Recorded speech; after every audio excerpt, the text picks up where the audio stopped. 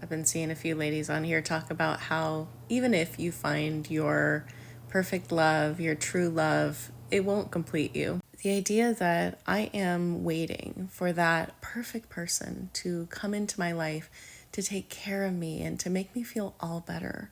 I think that is a childlike way of looking at the world. I think that's a viewpoint of a child who never grew up and never got parental care and is still waiting for a parent to come love them.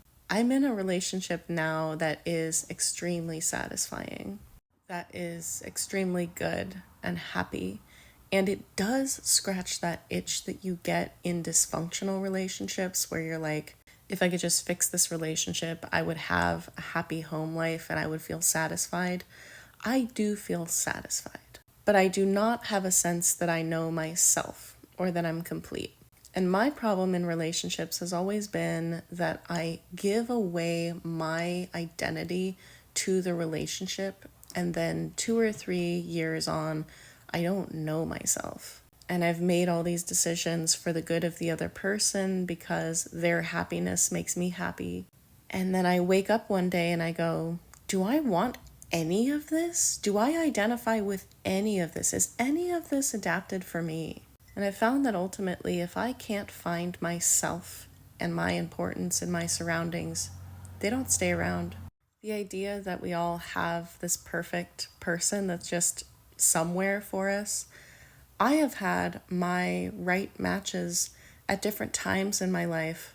I'm extremely transformational. I'm always a different person. And the people who match with me well tend to be different over time. And I've been so afraid to change because I'm like, well, if I change, then my perfect person won't match well with me anymore, and then my relationship won't work. That's why it's so important to me that my life details, my finances, my physical living situation, my identity be centered around me. Because my relational life, my friends, and my romantic attachments tend to be always in flux, always in change. And it's ended up being kind of a sandy situation to try to build a house on. And now that I've sort of said, romantic life is allowed to be in flux, and my physical living situation can be separate from that and can be more stable because it's based on what I do and what I need, that has allowed me so much more ability to take care of myself because I don't have to make a relationship work or I'll lose my apartment. That is such a stressful situation, and I think that it's the situation a lot of people are in.